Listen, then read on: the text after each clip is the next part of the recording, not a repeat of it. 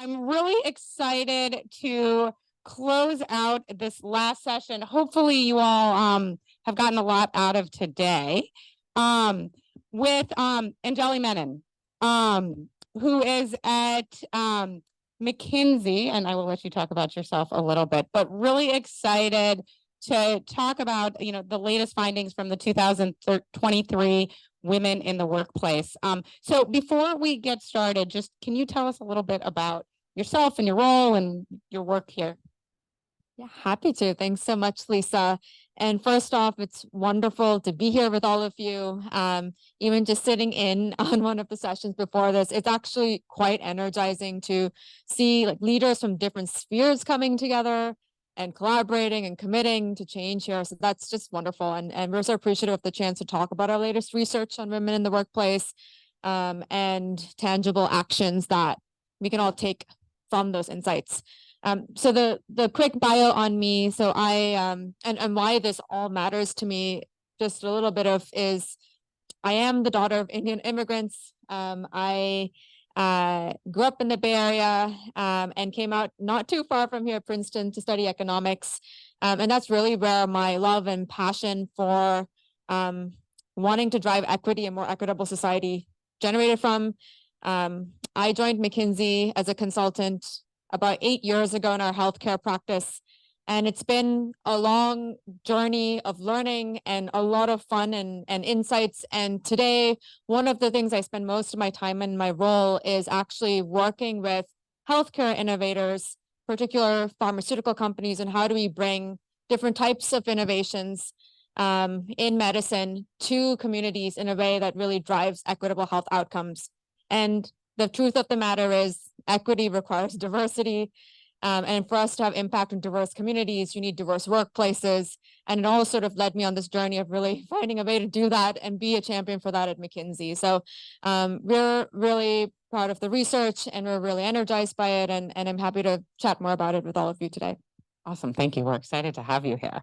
There have been hard-fought gains at the top over the last year with women's representation in the C-suite at the highest level it's ever been, 11 percentage points increase since 2015. But that's not enough. True parity still feels so far out of reach. I really loved the focus of this year's report on the challenges derailing the mid-career women, because that's what we focus on at the Center for Women in Business, really that mid-career, mid-level, 30s to 40s, everything in her life is overlapping. I'd love to hear your reflections on where companies are falling short in supporting the advancement of women to management, and how can we fix this broken rung? Thanks, Lisa. I don't think it's news to any of us that there is a broken rung. The research we do see, and it's been 9 consecutive years now, where there is slow, steady progress at the top. There's quite a bit of progress at the beginning of the funnel. But I think in many senses, we're still failing women who are going through the middle of the ladder. And just to put that in numbers, in this year's research, what we were finding was that of every 100 men in workplaces that are sort of getting promoted to that first managerial role, we are still only promoting 87 women.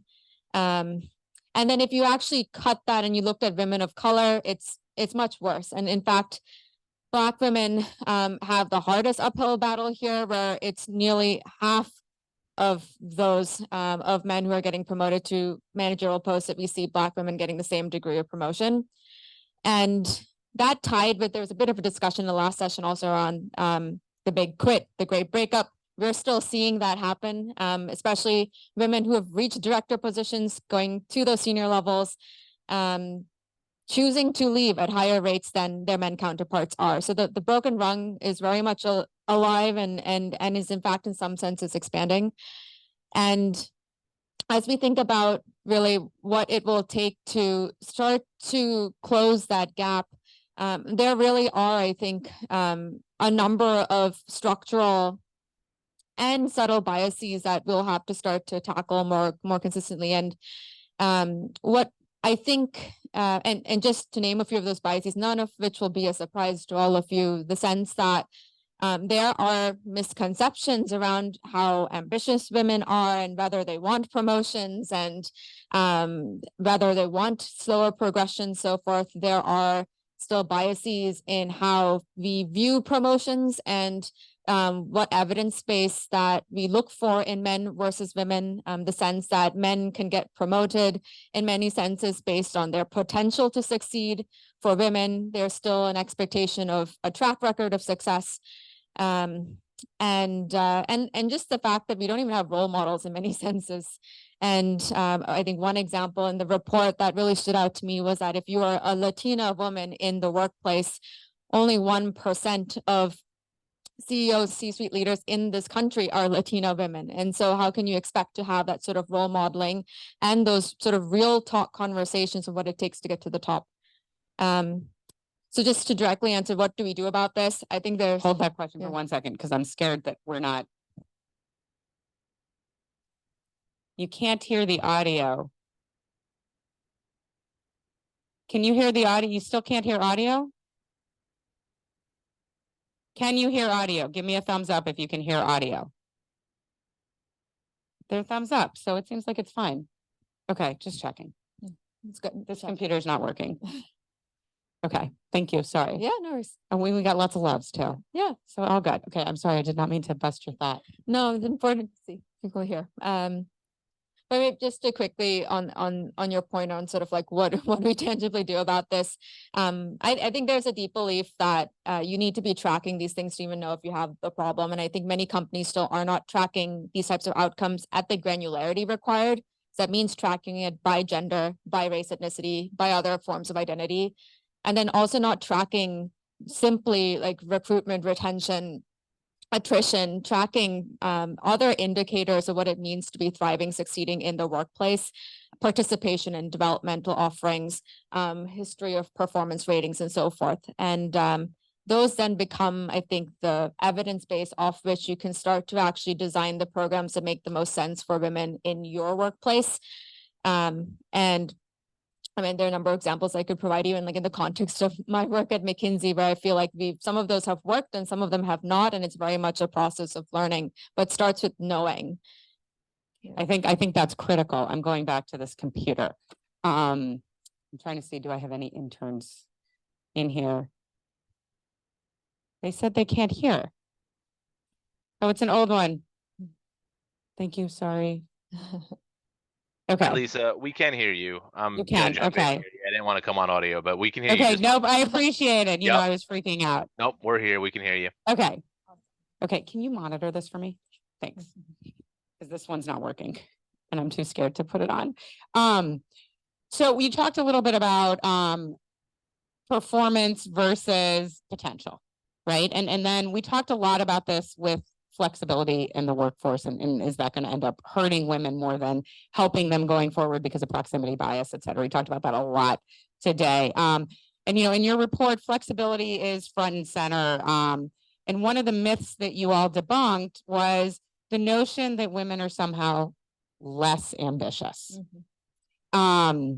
I'm all about false narratives today. That one's definitely a false one, right? In the post-pandemic workplace, can you talk to us about how you all saw flexibility impacting women's ambition at work and what it means for employers navigating these challenges with these new models of work? Mm-hmm. I hear that you've been in the business of myth busting today. Yeah, we had meetings this morning to let us help bust a few more of them. But yeah, I mean, I think just to put it out there, I think women are more ambitious than ever. And the data we found in this year's report more than sort of speaks to that. We looked at one indicator of that being what is of the women, I think the 30,000 or so women that we surveyed, how many of them actually are looking to advance to that next career level at whatever stage of the ladder they're in. And what we saw was that the degree of ambition to advance matched that of men in some senses, in some places exceeded at every step of the ladder. So there really isn't an ambition problem. And then in fact, if you looked at the sort of longitudinal data from when we conducted this survey before the pandemic levels, there's even an increase in level of ambition since pre-pandemic times. So I think so ambition is not the problem. And flexibility isn't the problem either. those of you who are in this last panel, I think, heard a number of anecdotes around how actually women are sort of thriving in this flexible hybrid work environment. And part of what we saw was that 1 in 3 of the women who said that they had this aspiration to advance said that they wouldn't have been able to have that aspiration if it were not for the flexibility on when and where to work. And there's just, I think, a large growing evidence base to support that. There's a sort of complementary myth that we also sort of address in the report this year, which is around the notion that flexibility is something that only matters to women and is only wanted by them. And that's another one where when we asked men and women alike, the choice of when and where you work was among the top 2 to 3 most important employee benefits across all types of employees. And then we further tried to get a sense of what were the benefits, what were the downstream benefits that you were seeing from having this flexibility. And it really was quite holistic, right? There is the sense that you have not only this greater control over your work-life balance, you have demonstrable productivity, you have demonstrable reduction in burnout and stress. You have actually, in some senses, depending on sort of how effective your managers are in this environment, a different kind of connectivity. So yeah, in a short, the flexibility, I think, is really something to harness. Flexibility shouldn't be mistaken for remote only. I think hybrid definitely is what the emerging preference is. But I think for companies, the challenge is, and it has been for some time, knowing what to have done remotely versus what to do in person. And then when you are in person, really making that time count. I think, I mean, I can speak to the fact, like, there are days when I go in with my teams and I'm still in calls all day. I might as well not have been in person. So like, how do we make sure that it's like focused collaborative time where we're making the most of the benefits from that? And rewarding the managers who understand this, or at least championing this, and creating the space for this flexibility, and then learning when it doesn't work. So, right. No, I think that's so critical. So many things that you said, and we actually touched on a lot of them today at the various sessions.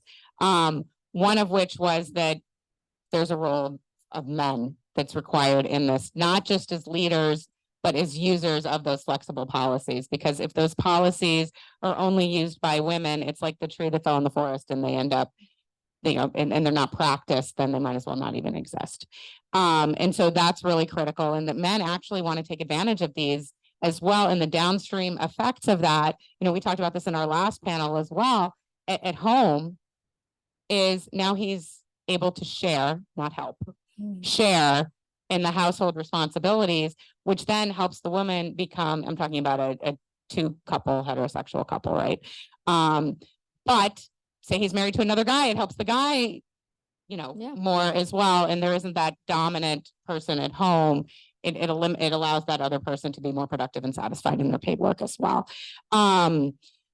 You know, one of the objectives of this forum, of this conference that we had today, is to connect and cultivate a lasting community of scholars with industry. Hopefully we did that. I've written down probably 5 or 10 research questions that I think we can dig into afterwards, which is awesome.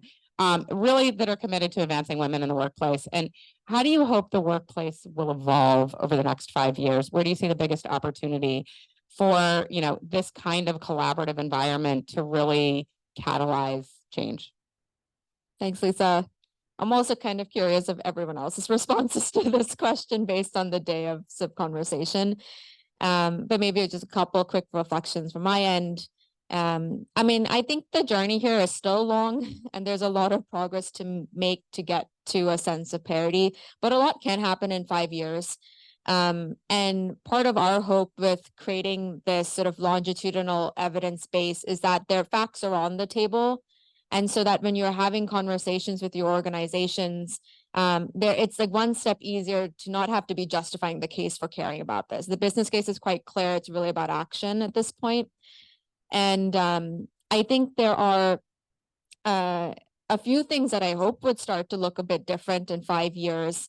And the first one of them being there, like certain points, especially the ones that we talk about in the context of the broken rung, that it really shouldn't be like such big bottlenecks for women. There shouldn't be a feeling that you can't have a real talk conversation with a male or female role model of some sort around like, how do I navigate these types of discussions? How do I position myself? How do I not hold myself back in situations where maybe men are really pitching themselves for promotions and shining their potential much more loudly. I've seen that, like I've seen the transformation it has when those things, when that role model and that access to real talk is there. And so I think this type of dialogue and the sort of like knowledge sharing that I was seeing earlier is really important.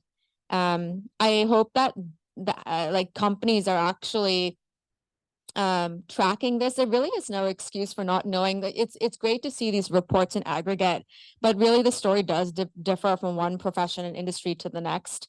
And science is a great example of that, where I think there are sometimes it's harder to be remote. It's harder for the pipeline is more tight for women. Like we need to have a more granular understanding across industries. I think that for me, the concept of male allyship is also one that I just would love to see more men in the workplace stepping up to be champions of this. I think it's great to have women together in this room, but then to also see like men raise their hand and be champions of that more explicitly would be wonderful. But those are a few ideas. No, I love that. And that is one of our other focuses here at the center is the engagement of men, because men still control 90% of the CEO positions, and Fortune 500 companies, men still are the ones in the power structure. And so you've seen the research as well. You know, when men are involved in initiatives that are women's initiatives, those initiatives are 3 times more successful. I actually think if you take out the word women and you just call them initiatives, even more so. So I think that's really helpful. I want to open it up to the audience for questions. I know we're tired. This is like the end of the day, and this is between you and a cocktail, because even though it's 4 o'clock, it's 5 o'clock somewhere, right? But I guess, you know, if you don't have any direct questions, my question to you is, what do you hope, what kind of collaborations, you know, over the next 5 years, how the workplace will evolve, and how can we as a community here catalyze that change? Nancy. Oh, here, I got to give you the mic.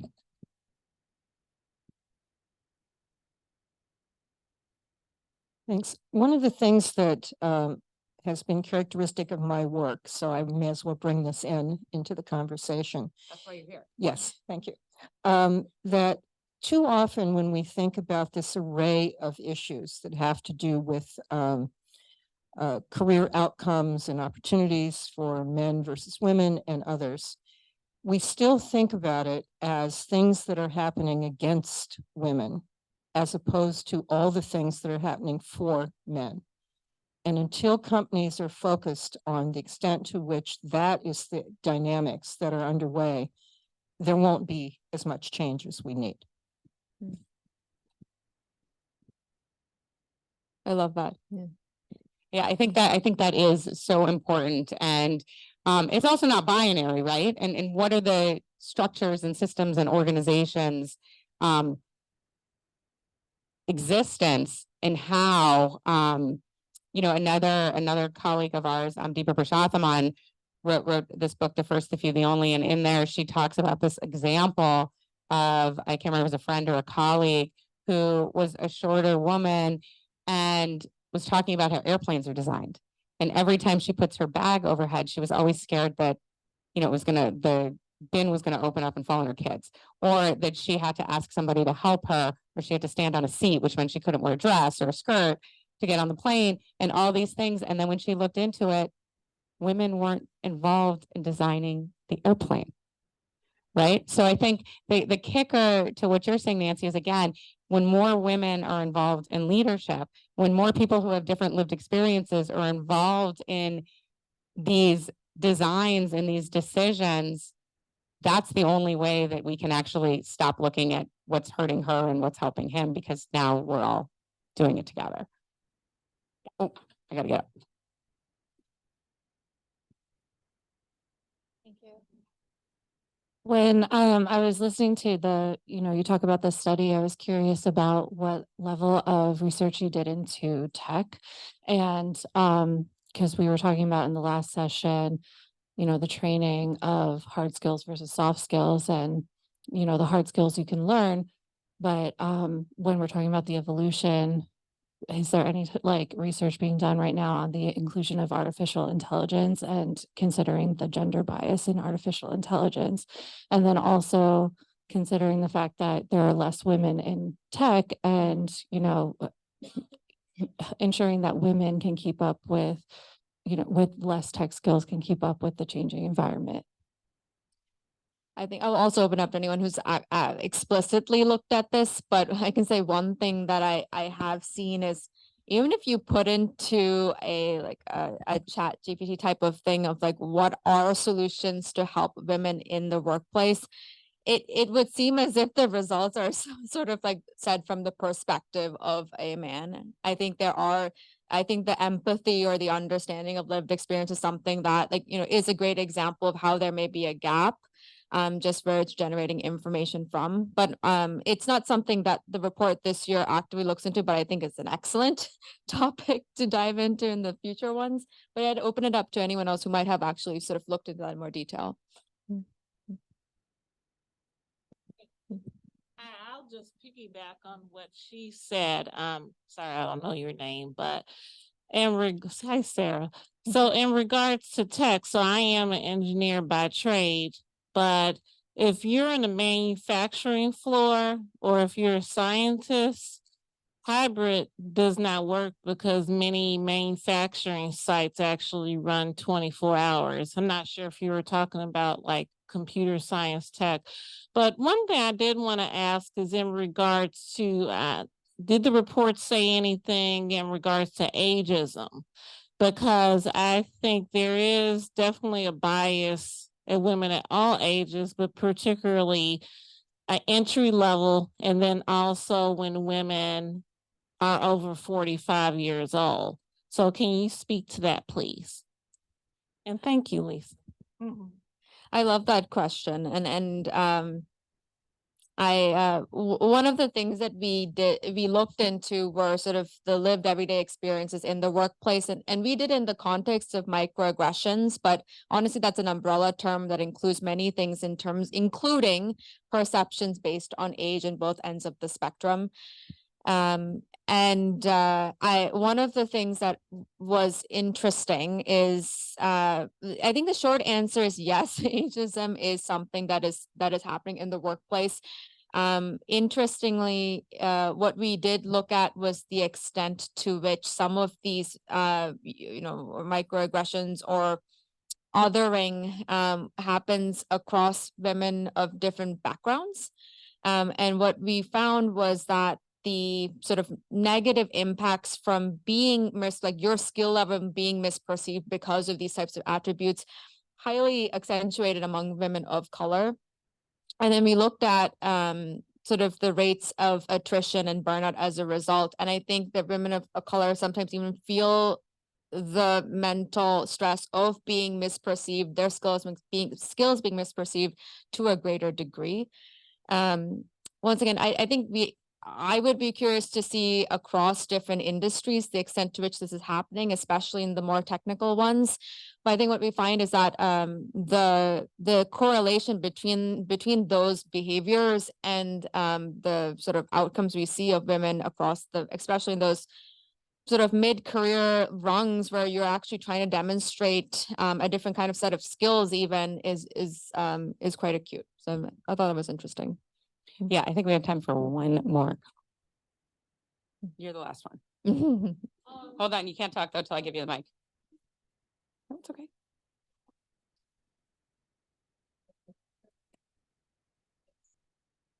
I thought one of the most interesting things to come out of that report was the myth that microaggressions are micro and that actually they have a macro impact.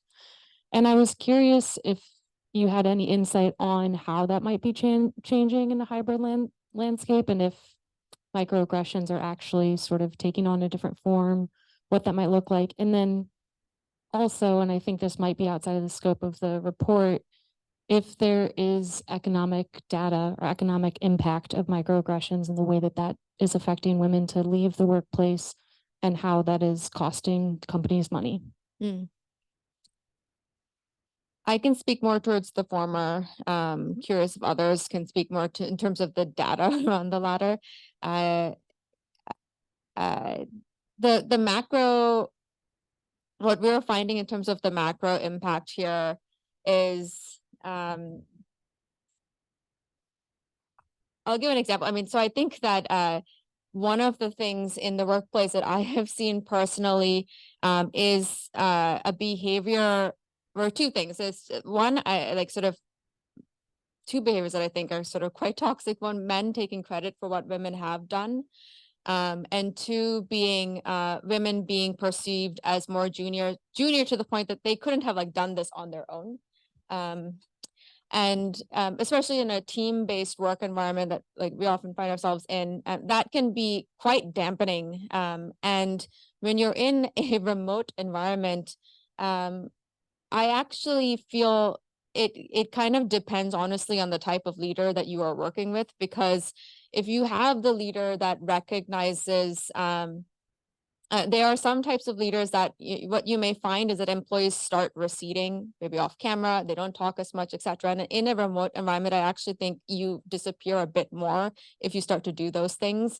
And there's some leaders that see that and some leaders that don't, or they choose not to. And I think in the places where leaders do see it, it's actually quite easy to keep an eye on everyone and call out and actively pull back in. And in places where it's not happening, it really can sort of be a downhill, not on the context, not only the context of that project, but then also the like appetite to step out and look for the next one in a more ambitious way. So that's more of an anecdote, but I don't think there's a clear it's better or it's worse. I really feel like it is dependent on the environment in which you're also operating in and how well people champion you. Yeah. Okay, good. So in response to your question about the financial impact, I had talked about it in my session that the lack of engagement, which comes from microaggressions in great part, is costing the global economy $8.8 trillion and accounts for 9% of global GDP. So it Not matters. insignificant. Yeah. Not insignificant. Anjali, any last words as we close this out? It's a lot of pressure. Only that I really feel my biggest learnings in my career have been through the honest conversations with women around me, and going beyond the generalities of the experience of women to like tell me exactly how did you deal with this situation and let me try to learn from that. And I think we all have that wealth of wisdom here. And I think just being able to partake that to others going through it is so powerful. And I just think I love these forums for that reason. And I'm excited for like what we can continue to do with the energy. So thank you. Awesome. Thank you.